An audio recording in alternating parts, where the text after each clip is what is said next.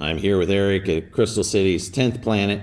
Eric has got a very unique story about him. He's actually been involved with the PGF since the very first competition. Eric, tell us a little bit about your experience with the PGF.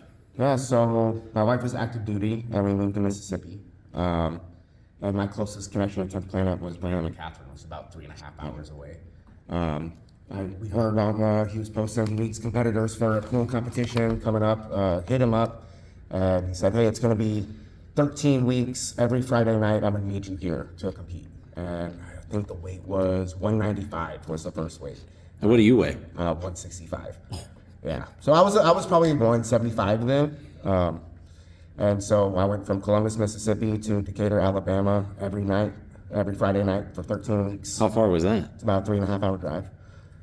There was guys who did like 6 hours every Friday night so people were committed to coming out just because of Brandon McCatherine and his vision.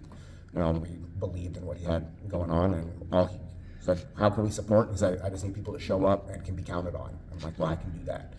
And so you just went out to Vegas for the championships last week. Mm-hmm. What was that? What was that experience like? Amazing. It was really cool to get back in the room with the guys I haven't seen in years. Rekindle some relationships, get to see a whole new crowd of people, which is the up and comers are a whole nother level from where we are to see it go from Decatur's gym to the secret location in Vegas is wild. In such a short time, magic. Do you feel like you could still compete? Could I throw down? Absolutely. Would I be able to keep up with these young folks anymore? Probably not. What's the biggest change that you've seen from the seasons that you found? So the first, your seasons, what seasons did you? I say 135. Brandon told me it was 134, which is Decatur math. Yeah, it's Alabama math. Here nor there. I was on 3 of them. So I did seasons. One was 195. The next season was 175, and then the last season was 155. So you were there in the smoke machine era. Yes. Yeah. So that was that pretty exciting coming out the first time? Yeah. In those seasons, it was cool to. It felt like we were just kind of pretending a little bit in the beginning, where it was like we're coming out here, we're putting on a show, and that was our goal, was to put on a show as competitors.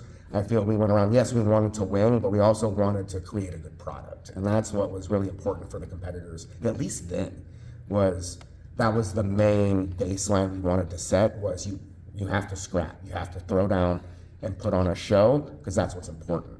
And the winning and losing comes secondary after that. So making the 3.5 hour drive, walking from the car to the parking lot to the front doors, entering through the smoke to the mats. Now you find yourself in Vegas. Explain the difference there the first time you walked in.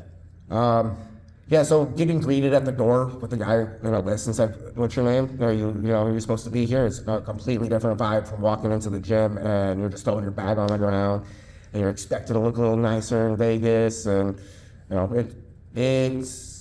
you still feel the same acceptance vibe of everybody in the room wants you there as when you walk into the gym, but it just comes with a whole new level of class. Is the best way to say it. We're putting this grimy sport that I heard the word knuckle draggers earlier today, right?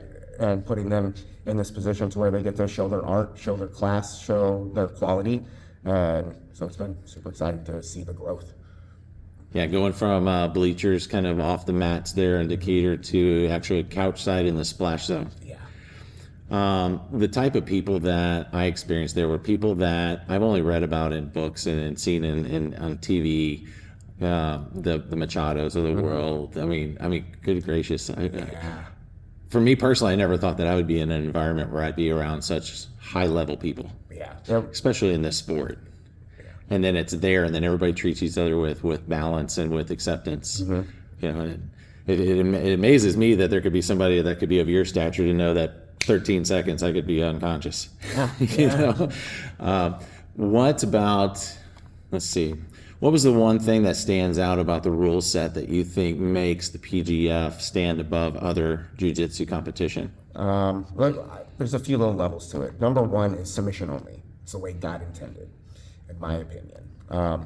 I understand the reason for point-based style competitions. A lot of people, you got to get them in and out. You got to find ways to win because Yeah, as higher levels go, it could take a long time to find a submission. When you have an equal matched person, I've seen no time submission onlys go 1 hour and 45 minutes. Multiple times when you just have that higher level. So they found a way to make it exciting and to be able to keep it short, keep it together with the point systems that they have in place for the break for 3 and the choke for 6, and then the 1 minute elbow genie point. That gives these guys something to keep the scrap going. And having a kill, choke, neck manipulation be the number one, because chokes are king. That's probably the best rule set, period. And from a production standpoint, how do you feel it's increased?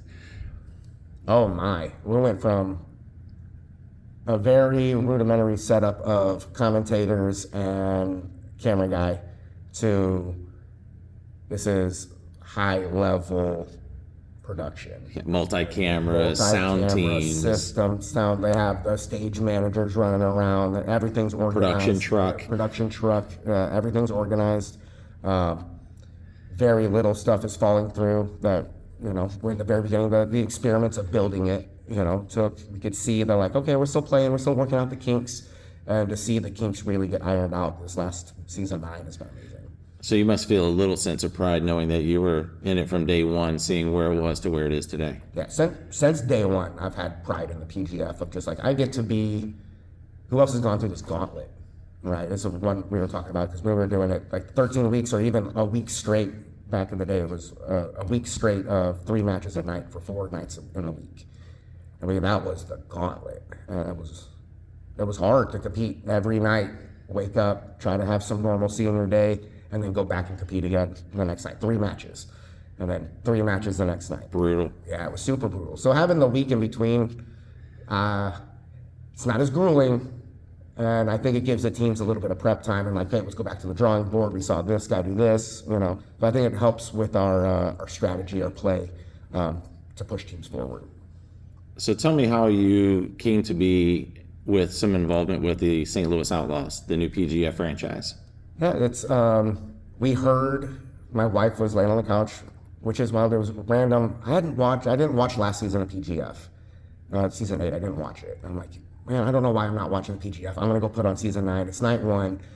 I love it. I'm gonna go check it out. We're watching it, and I went upstairs for something. My wife heard St. Louis, maybe St. Louis. I'm like, I gotta know. So I hit up Brandon McCatherine, and it was probably 12 o'clock at night. I messaged him. He immediately responds. He's like, I'm sure Lloyd's will be interested in talking to you. I'll set it up. And then it was 9 o'clock the next morning. He gave me a call and like, hey, let's have lunch. And we're having lunch. And here we are today.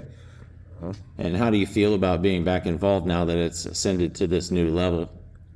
Amazing, because moving throughout the world with Jiu-Jitsu and my wife being active duty, I've gotten to see Jiu-Jitsu in all different places and all different levels. And seeing where the Midwest is, we have a world-class athletes in the Midwest, and we don't have the stages. We have amazing teams. We have quality Jiu-Jitsu, and I've been saying for a long time, I want to change the Midwest from a flyover state to training to a place that people want to go.